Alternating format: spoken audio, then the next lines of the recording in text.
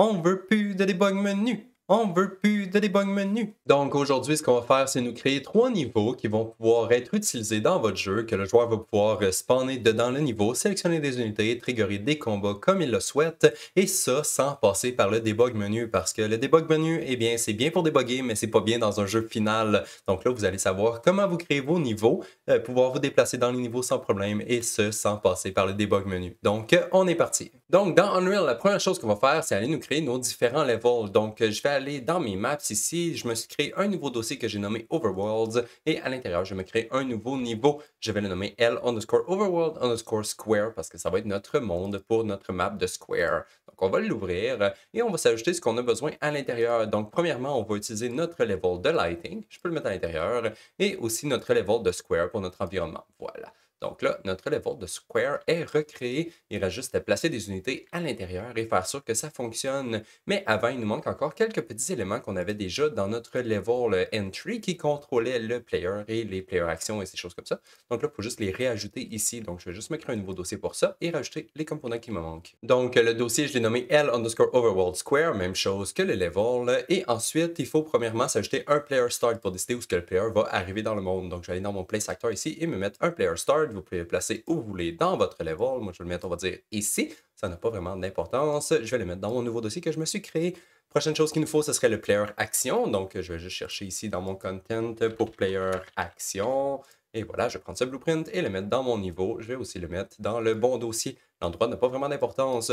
On a besoin du combat system, donc je vais me prendre mon combat system ici et le mettre dans mon niveau. Voilà, c'est fait. Ensuite, il nous faut aussi notre grille. Donc, je vais chercher pour ma grid, la mettre dans le level. Voilà, je vais la mettre en fin de mon combat system comme qu'on avait fait dans le level de entry. Et je vais aussi faire que mon combat system référence notre grille dans les variables juste ici. On peut assigner notre BP grid. Je vais centrer ma grille sur le combat system juste pour être sûr que si je déplace le combat system, la grid elle va suivre. Voilà. Donc là, ma grille est assignée dans le combat system. Maintenant, on peut aller dans notre player action pour assigner notre combat system aussi. Donc, on assigne le combat system juste ici. Et ensuite, il nous faudrait un Overworld Unit Group Manager, vu que dans le fond, ça va être un level qui va contenir du Overworld Movement. Donc, c'est pas nécessaire, mais si jamais vous voulez du Overworld Movement, il vous faut votre Overworld Unit Group Manager qui est juste ici. Voilà, je peux prendre mon Overworld Unit Group Manager, le mettre dans le level, je vais le mettre dans le même dossier que tout le reste. Et dans mon player action, je vais aller l'assigner juste ici. Voilà, donc là, tous nos blueprints, ils devraient être dans le level et on devrait être prêt à ajouter nos unités. Mais avant, on va juste tester rapidement, voir ce que ça donne quand on fait play. OK, tout est noir. Et ça, dans le fond, c'est parce que nos levels sont jamais loadés, vu qu'on les load pas par blueprint comme on faisait dans le level d'entry. Donc, je vais juste faire stop rapidement et faire que mes deux levels ici, ils soient always loaded. Parce que dans ce level-là, tous nos levels vont toujours être loadés, ça ne changera pas.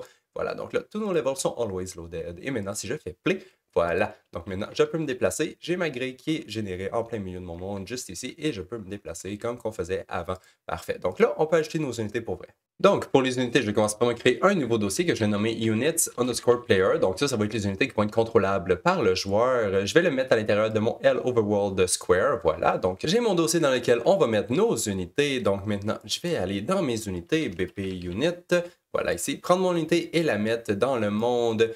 Faites juste faire sûr que vous avez le bon level de cocher à gauche. Donc ici en bleu, j'ai Persistent Level parce que j'ai double-cliqué dessus. Donc faites sûr que c'est bien dans le Persistent Level que vous placez vos unités. Et voilà, maintenant j'ai mon unité, je peux la mettre où je veux sur ma grille. Donc dans mon cas, je vais la mettre, on va dire, juste ici. Je vais la mettre dans le dossier de mon Units_Player parce qu'elle va être contrôlée par le player. Et ensuite, comme on va avoir tout plein d'unités dans notre level, je vais renommer mon unité pour qu'elle ait un nom qui fait du sens. Donc je vais renommer mon BP Unit ici, BP_Unit comme avant. Ensuite, j'ai rajouté underscore groupe 1. Ça va être le premier groupe de mes unités dans le monde. Donc, on peut en avoir 200 si on veut. Celui-là, ça va être le groupe 1. Et ensuite, j'ai aussi ajouté son unit type à la fin pour que ce soit facile de l'identifier. Donc, ça va être mon warrior dans mon groupe 1.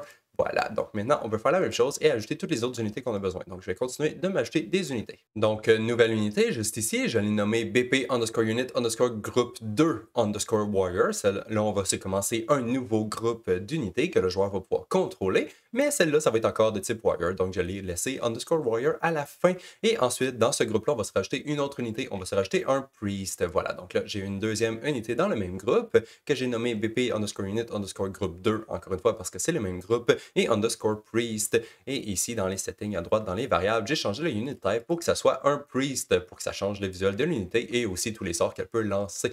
Voilà, donc là, ça va être pour notre deuxième groupe. Maintenant, je vais me créer un autre groupe, un troisième groupe que le joueur va pouvoir contrôler. Donc, même chose, encore une fois, je vais me commencer avec un warrior. Donc, BP unit underscore groupe 3 cette fois, underscore warrior. Donc, j'ai mon premier warrior qui va être dans le groupe 3. Ensuite, je vais me racheter un ranger. Pourquoi pas? Parce qu'on n'a pas de ranger encore. So, BP unit groupe 3 underscore ranger. Et finalement, pourquoi pas un priest? Ah oui, en fait, le ranger, j'ai changé le unit type pour que ce soit un ranger, évidemment, pour que ce soit de type ranger. Et finalement, notre priest, comme j'ai dit, donc BP unit groupe 3 underscore priest. Et j'ai changé le unit type pour que ce soit un priest. Voilà, donc ça, c'est les trois groupes que notre player va pouvoir contrôler. Donc, on a notre groupe ici, le groupe 3 qui a 3 unités à l'intérieur, notre groupe 2 qui a 2 unités et notre groupe 1 qui a seulement une unité. Le joueur va pouvoir les sélectionner, les déplacer dans le monde et attaquer des ennemis. Mais en ce moment, on n'a pas d'ennemis sur la grille, donc on va aller se racheter nos unités ennemies. Je vais juste me collapser tous mes dossiers, me racheter un nouveau dossier pour ça. Donc, nouveau dossier juste ici. Je nomme units underscore encounters et ensuite je vais le déplacer à l'intérieur de mon L overworld square ici et on va se rajouter toutes les unités qui vont être des groupes d'ennemis cette fois. Donc. Et donc, je vais commencer par me créer un petit groupe de poulets juste ici. Donc, poulet numéro 1, poulet numéro 2, poulet numéro 3, poulet numéro 4. Voilà, donc là, j'ai un nouveau groupe de 4 unités qui contient 4 poulets. Je les ai nommés BP underscore unit underscore groupe 4 parce que c'est le quatrième groupe. On a notre groupe 1 juste ici, 2, 3. Et ça, c'est le groupe 4 contrôlé par le AI, celui-là. Donc, je l'ai nommé underscore AI aussi. Donc, on a 3 groupes contrôlés par le joueur ici en bas à gauche et en haut à gauche, on a un groupe contrôlé par le AI. Et comme c'est 4 poulets, je les ai juste nommés chicken 1, 2, 3 et 4. Et bien sûr, faites sûr de changer le unit type pour que ce soit un chicken, sinon ça ne sera pas un chicken. Donc ça va être notre premier groupe de unité encounter que le joueur peut attaquer le groupe 4 dans notre monde. Maintenant, on va se créer d'autres groupes parce que juste un groupe, c'est un peu plate. Donc on va se commencer un nouveau groupe ici en bas à droite. Donc en bas à droite ici, je me crée un nouveau groupe. Celui-là, ça va être le groupe 5. Il va être aussi contrôlé par un AI, donc j'ai fait underscore AI. Et ensuite, je me suis mis 2 chauves-souris à l'intérieur, donc BAT1 et BAT2. J'ai changé les unit type pour que ce soit des BAT, évidemment. Ensuite, je me dis que ça serait bien de rajouter d'autres types d'unités dans le même groupe. Donc, pourquoi pas me rajouter, on va dire, 2 poulets. Donc voilà, dans le groupe 5, encore une fois, groupe 5, c'est un AI, je me suis rajouté Chicken 1 et Chicken 2. Et ensuite, même chose, mais on va se rajouter des slimes. Donc, je vais juste me rajouter 2 nouvelles slimes. Voilà, slime 1 et slime 2, toujours dans le groupe 5. Donc là, on a 5 groupes, 1, 2, 3, 4 et 5. Et le joueur peut sélectionner un des 3 groupes en bas et attaquer soit le groupe 4 ou le groupe 5 s'il le souhaite. Mais là, c'est le temps de populer la grille pour vrai. Donc, on va se rajouter plein d'autres groupes. On va se créer un groupe 6. Voilà, groupe 6 qui est ici juste une rangée de slime. Donc, j'ai slime 1, 2, 3 et 4 et 5. Ensuite, je me suis dit qu'on pourrait se faire un autre groupe juste ici en plein milieu qui va être 3 bats. Donc, le groupe 7 ici contrôlé par le AI, bat 1, 2, 3. Ensuite, un autre groupe ici en haut à droite qui va contenir les 3 types d'unités. Donc, une slime, un poulet et une batte. Voilà. AI bat 1, chicken 1 et slime 1. Voilà. Ensuite, pourquoi pas se rajouter d'autres groupes uniques, d'autres unités qui sont tout seuls sur la grille parce que ça fait toujours du bien d'attaquer juste une petite unité de temps en temps. Donc ici, j'ai ma slime qui est dans le groupe 9. Je me suis rajouté un poulet ici dans le groupe 10. Et finalement, je me suis rajouté une badge juste ici dans le groupe 11. Voilà, donc là, le joueur a tout plein de groupes d'unités qu'il peut décider d'aller attaquer. Et ça va commencer des combats. Et ensuite, on va pouvoir continuer à faire des combats et encore et encore. Parfait, donc là, notre overworld de Square est terminé et avant de passer au code, on va faire les autres niveaux. Donc, on va faire aussi l'overworld de triangle et d'hexagone dans mon cas. Comme ça, on va pouvoir faire sûr que les 3 types de grilles fonctionnent, même si on a des overworlds différents. Et comme ça aussi, ça va simuler la possibilité de pouvoir loader différents types de niveaux dépendant de votre jeu. Donc, si votre jeu a 200 maps, par exemple, vous allez pouvoir loader les maps une par une et le jeu devrait continuer de pouvoir fonctionner. Donc, on va aller faire les autres niveaux. Mais avant, faites juste faire sûr que vos noms d'unités sont bien renommés dans votre monde parce que ce que je vais faire, c'est simplement dupliquer ce niveau-là. Il va en servir comme base pour les autres. Donc, toutes les unités vont déjà être bien nommées dans le monde, dans tous les niveaux qu'on va créer. Ça, c'est juste parce que je suis paresseux. Et techniquement, si vous aviez des vraies maps bien designées, vous n'allez pas avoir les mêmes unités dans toutes les maps. Mais dans mon cas, je suis paresseux, donc on va toutes garder les mêmes. Donc, c'est pour ça que je m'assure qu'elles sont toutes bien nommées. Comme ça, on va pouvoir facilement les réutiliser. Donc, une fois que les unités sont toutes bien nommées, on va retourner dans nos maps ici. On va aller dans nos overworld et on va dupliquer le L overworld square et je vais le renommer L overworld hexagone cette fois. Donc, on va ouvrir celui-là maintenant. Et en fait, ici, comme concert de l'autre, comme template, on n'a pas grand-chose à faire. Toutes nos unités sont déjà dans le monde et nos autres blueprints qu'on a besoin aussi. La seule chose que je vais faire, c'est remplacer mon level de square par mon hexagone. Donc, je vais juste remove le square ici, aller dans mes sub-levels et ajouter mon level d'hexagone juste ici, voilà. Et ensuite, bon, il va falloir que je déplace mes unités un peu parce qu'ils sont un peu en dehors du monde, vu que ma grille de carré et ma grille d'hexagone, ils ne matchent pas vraiment. Donc, je vais juste tout déplacer mes unités et les remettre sur le monde. Comme ça, ils vont être bien alignés avec la grille hexagone. Et voilà, donc ça, c'est à ça que ça ressemble. J'ai déplacé mes groupes d'unités contrôlés par le joueur ici en bas à droite. Et mes autres groupes d'unités, bon, je les ai mis un peu partout sur la grille. Ça n'a pas vraiment d'importance tant qu'ils ont des endroits où aller dans le monde et qui sont alignés avec le sol, pas dans le vide. Donc ça, c'est très bien.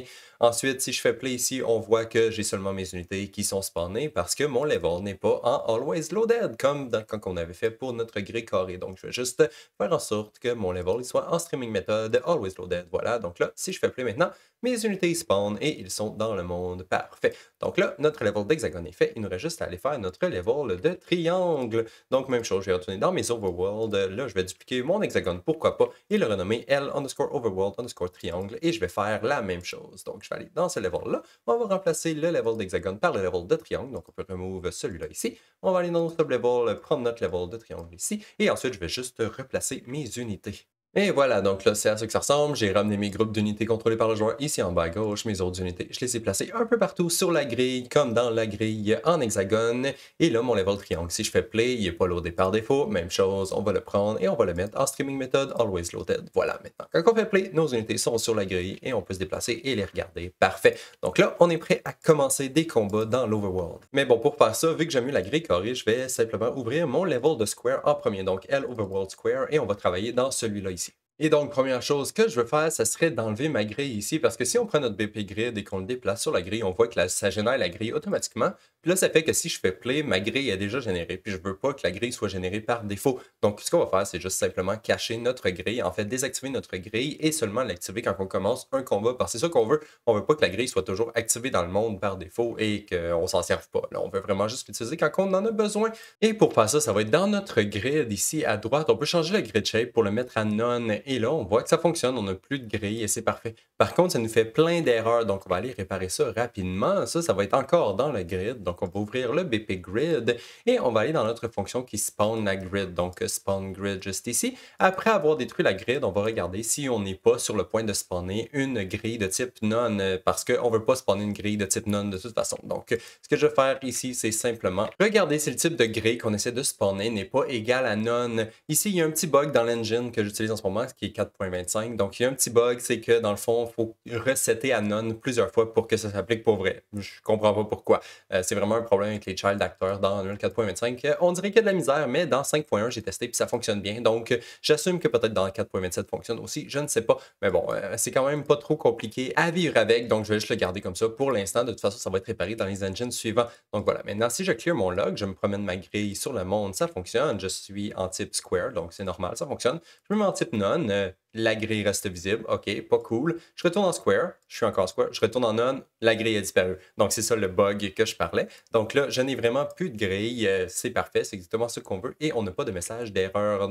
Donc, vraiment, c'est le cas pour tous les types de grilles. Donc, si jamais vous vous remettez en none, il faut le faire une deuxième fois. Donc, on retourne en hexagone et on retourne en none après. Et là, ça cache la grille pour vrai. Et même chose pour triangle. Honnêtement, je comprends vraiment pas c'est quoi ce problème-là. Mais bon, c'est des problèmes qui arrivent dans Unreal parfois. Donc, il faut vivre avec. Donc, voilà. Il faut juste se mettre en none deux fois, comme ça, et là, notre grille est disparue. Et voilà, donc maintenant qu'on n'a plus de grille dans le monde, on peut demander à nos unités de se déplacer. Et pour pouvoir faire ça, eh bien, il faut que le Overworld de Unit Group Manager soit au courant de toutes les unités qui se trouvent dans le monde. Et en ce moment, on n'a rien qui nous permet de lui passer toutes les unités qui sont dans le monde en ce moment, ou au moins toutes les unités qu'on veut lui passer. Donc, ce qu'on va faire, c'est nous créer un petit blueprint qui va nous permettre, pour ce level-là, de passer toutes les unités qu'on veut au Overworld Unit Group Manager pour qu'il soit au courant de toutes les unités qui sont dans le monde. Donc, je vais aller dans mon dossier de blueprint, je vais me créer un nouveau dossier ici que je vais nommer Other, parce qu'il va contenir des blueprints blueprints qui sont plus ou moins reliés au vrai comportement de notre jeu. Ça va être vraiment spécifique pour nos niveaux qu'on va se créer dans cette vidéo d'aujourd'hui et dans les deux prochaines. Donc, à l'intérieur de ce dossier-là, on va se créer des scénarios que j'appelle. Donc,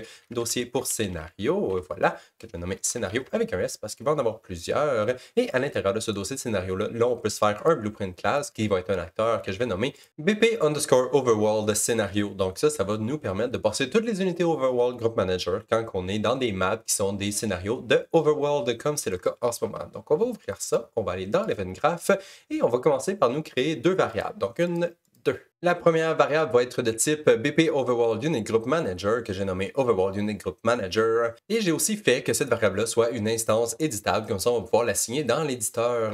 Et ensuite, ma deuxième variable, c'est des groupes d'unités, donc je l'ai nommé Unit Groups. Et le type de variable est le même que ce qu'on a dans le Group Manager déjà. Donc on a une map d'un integer vers un S Overworld Unit Group, qui est dans le fond la structure qui contient toutes les unités qui sont dans des groupes dans le monde. Donc on va être capable de populer cette mapping-là en utilisant toutes les unités qui sont dans le monde. Comme ça, on va pouvoir les passer à notre Overworld Group Manager. Et celle-là aussi, je l'ai mis instance éditable, comme ça, on va pouvoir assigner les valeurs de cette variable-là à l'intérieur de l'éditeur, bien sûr. Et justement, avant d'aller populer cette variable-là, on va faire la logique parce que c'est pas très long. Donc, dans le Begin Play ici, quand le combat va commencer, dans le fond, quand la partie va commencer, ce qu'on va faire, c'est looper à l'intérieur tous les groupes d'unités qu'on a dans notre mapping. Donc, on loupe à l'intérieur de tous les groupes au complet.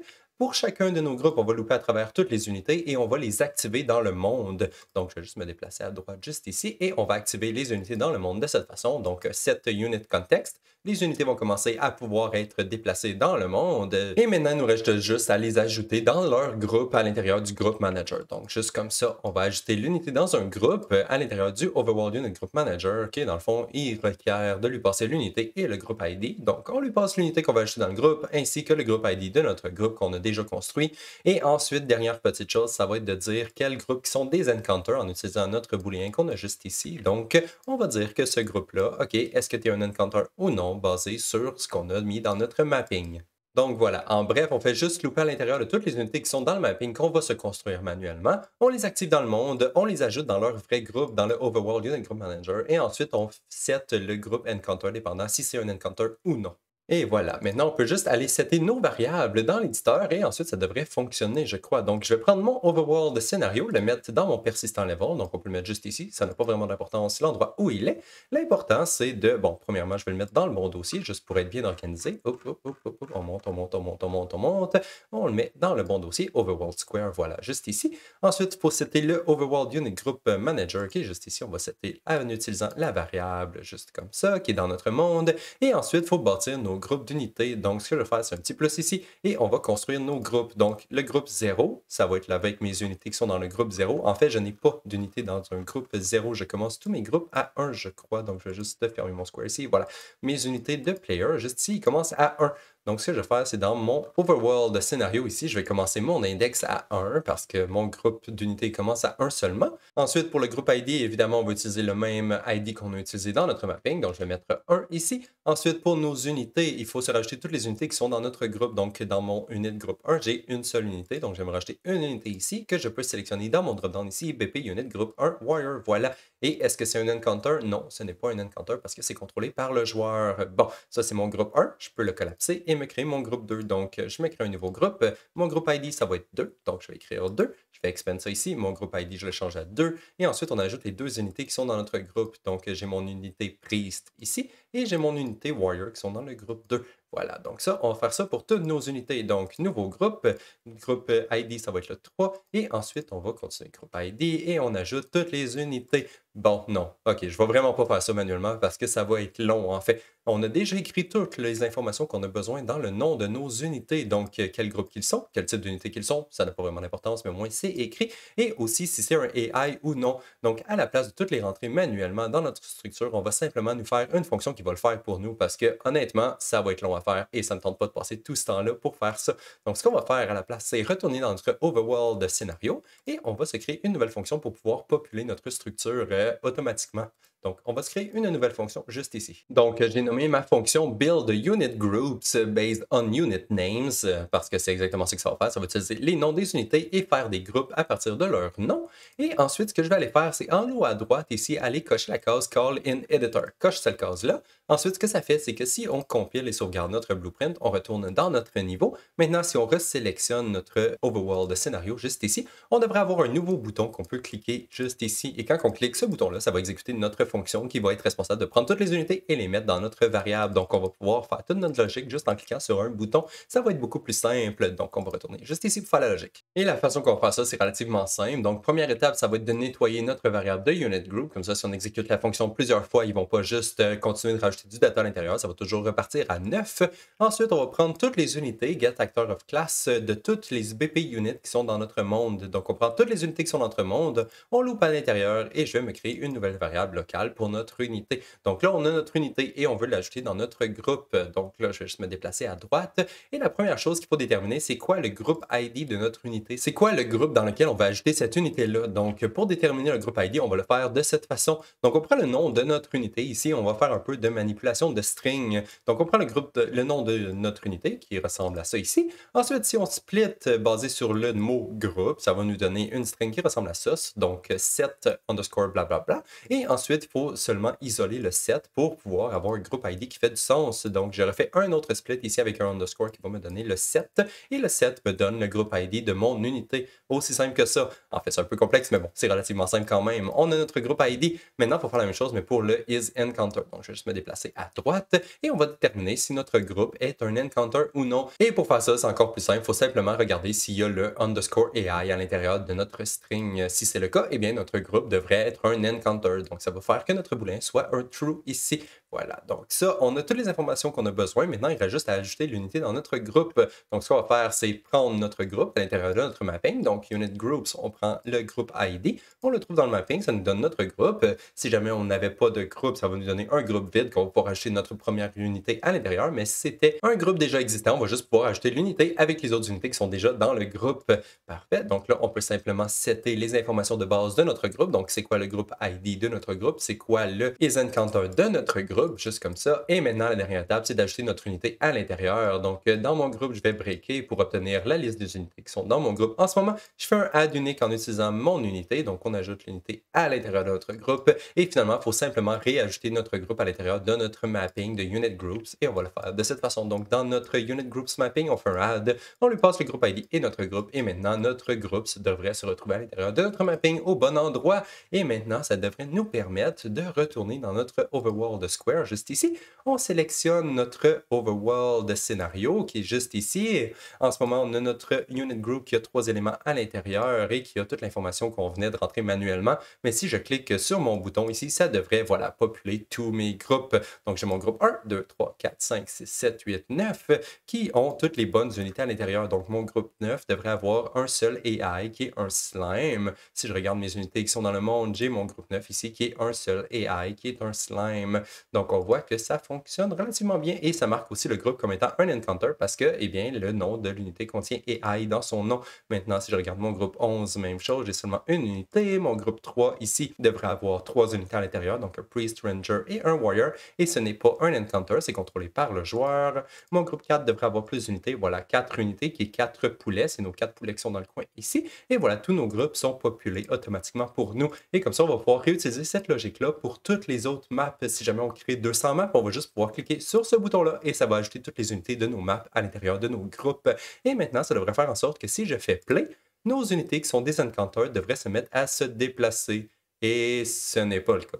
Bon, c'est quoi le problème? Je vais faire stop. Et en fait, j'ai pas vraiment trouvé de solution facile pour ce problème-là. J'ai juste vraiment été par essai erreur. Et en fait, le problème, je crois qu'il se trouve encore du côté de l'engine. Donc, si je retourne dans mon overworld scénario, je vais aller dans mon Big and Play ici, dans mon Event Graph. Et ce que je vais faire, c'est simplement me rajouter un petit délai ici au tout début de mon Big and Play avant de spawner mes unités, avant d'ajouter mes unités dans l'overworld de Group Manager et leur demander de se déplacer. Et la seule raison pour ça, c'est que je crois que le Character Movement n'est pas initialisé sur la première frame. Donc, quand on essaie de les ajouter, c'est pas encore actif, donc ça les fait bugger, puis ils sont brisés pour toujours. Mais par contre, avec un tout petit délai, juste comme ça, pour qu'ils ignorent la première frame, ça devrait fonctionner. Donc, si je retourne dans mon level et que je fais play maintenant, on voit que mes Overworld Unit Group, les Encounters, ils se mettent à se déplacer automatiquement. Et donc, on voit que ça fonctionne et que, bon, le petit délai semble avoir réparé le problème. Parfait. Et maintenant, il reste juste une dernière petite chose à faire, et c'est de faire en sorte que le joueur puisse sélectionner les groupes qu'il devrait être capable de sélectionner. Donc, les groupes que j'ai juste ici, je devrais être capable de cliquer dessus et les déplacer. En ce moment, c'est pas le cas parce que l'action qui est sélectionnée par défaut, c'est simplement le over. Je peux même pas sélectionner rien, je peux pas rien cliquer. L'action par défaut, c'est simplement le over. En fait, j'ai aucune action de sélectionner par défaut. Donc, ce qu'on va faire, c'est que pour nos levels qui sont des overworld scénarios, on va faire en sorte que le player action y active automatiquement la fonction de sélectionner et déplacer des unités dans le monde quand il n'est pas en combat.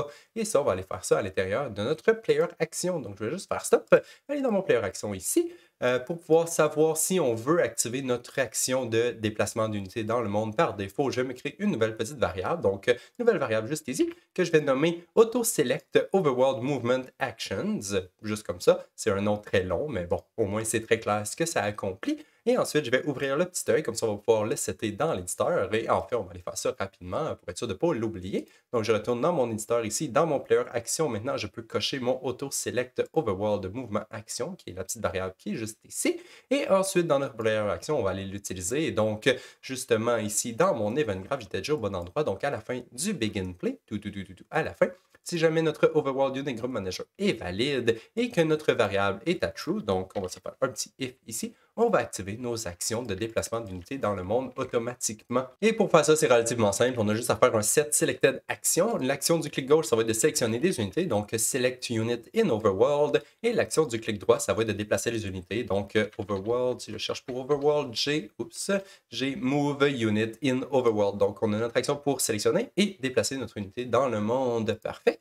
Donc là, ça c'est bien. Au tout début du jeu, ça devrait sélectionner les bonnes actions. Donc ça, c'est parfait. Maintenant, il reste juste à faire en sorte que quand le combat se termine, ça resélectionne les bonnes actions. Parce que si on s'en va dans Uncombat Ended, juste ici, on peut voir qu'à la fin, ça désélectionnait nos actions automatiquement. Quand le combat se termine, on désélectionne nos actions. Mais là, c'est pas ça qu'on veut. On veut que le joueur il puisse être capable de continuer de déplacer ses unités dans le monde automatiquement. Donc ça, je vais faire, c'est déplacer ça ici. Me rajouter un petit if, la même chose que j'ai fait dans le Begin Play, juste comme ça ici. On va continuer de sélectionner nos actions de sélectionner des unités dans le monde et déplacer des unités dans le monde si jamais c'était à true, mais sinon on va désélectionner nos actions comme on le faisait avant. Et bien sûr, on s'assure que la valeur par défaut de notre boulet est à false, sinon ça va tout briser le reste de notre jeu. Donc on va juste utiliser cette mécanique-là quand on veut intentionnellement cocher cette case-là. Parfait. Donc là, on peut compiler et maintenant si on retourne dans notre jeu, on devrait être capable de sélectionner nos groupes d'unités qui sont ici en bas à gauche, les déplacer dans le monde juste comme ça. Et ensuite, on devrait pouvoir cliquer sur un groupe d'ennemis, commencer un combat n'importe où, jusqu'ici, voilà. Donc, ça nous génère une grille, on peut déplacer nos unités, on peut attaquer. Et tout comme on le faisait dans la vidéo précédente, terminer notre tour, les unités vont se déplacer, nous attaquer, voilà. Ensuite, quand on veut, on termine le combat, ça devrait nous ramener dans le monde et on devrait être capable de continuer de déplacer d'autres unités et d'attaquer d'autres groupes si on le désire, voilà. Donc là, ça fonctionne très bien, parfait. Donc, on peut compléter le combat et se déplacer, voilà, ça fonctionne. Maintenant, il reste juste à aller rajouter les derniers petits settings qu'on a changés dans nos autres levels parce que là, on l'a juste fait pour la map de Corée. Donc, je vais faire stop et aller ouvrir nos autres scénarios. Donc, dans mes maps ici, dans mes overworld, je vais aller dans mon hexagone. Et donc, dans mon level d'hexagone, je vais aller cocher ma case dans le player action pour sélectionner les actions de mouvement par défaut. Voilà. Ensuite, je n'ai pas de overworld scénario dans ce level-là. Donc, ce que je vais faire, c'est aller dans mes other scénarios, dans mes blueprints et ajouter mon scénario au milieu de mon level. Peu importe, ça n'a pas vraiment d'importance. Et je vais sélectionner mon overworld unit group manager comme ça. Ensuite, je peux cliquer sur mon bouton et ça va populer nos unit group pour nous. Voilà, on a toutes les unit groups qui sont déjà populés dans mon level d'hexagone. Maintenant, si je fais play, mes unités se déplacent sur la grille et je peux les déplacer moi-même. Je devrais même être capable de commencer des combats, la même chose que je faisais dans mon level de carré. Voilà, ça fonctionne. Maintenant, on va aller faire la même chose dans le dernier level qui nous reste, donc dans le level de triangle. Donc, à droite, même chose, je vais aller dans mon player action, coche la petite case pour sélectionner automatiquement les actions du overworld de mouvement. Ensuite, je n'ai pas mon scénario dans le level, donc je vais aller dans mon scénario, ajouter mon scénario dans le level, le mettre dans le bon dossier, juste comme ça. Et ensuite, on set les overworld de group manager et on peut cliquer sur le bouton pour populer notre liste de groupes qui sont dans le monde actuellement. Voilà, donc ça c'est fait. Maintenant, si je fais play, mes unités se déplacent sur la grille et je peux commencer des combats. Parfait. Et voilà, donc là, vous savez comment vous créer autant d'overworld que vous voulez, déplacer vos unités dans le monde comme vous voulez, sans problème, et commencer des combats sans passer par le debug menu. Et ça, c'est très bien si vous êtes dans les 3 maps d'Overworld qu'on vient de se créer aujourd'hui. Vous pouvez vous promener dans le monde sans problème. Et si vous retournez dans votre level de entry, là, dans ce cas-là, ça va simplement spawner le debug menu comme avant et vous allez pouvoir commencer le combat comme vous faites avant. Donc là, on a vraiment une version qui est plus un jeu, qui ressemble à un vrai jeu, et une version qui est plus debug, qui nous permet de tester les features de notre jeu. Mais bon, pour aujourd'hui, ça va être tout, donc on se revoit dans la prochaine vidéo. Bye bye!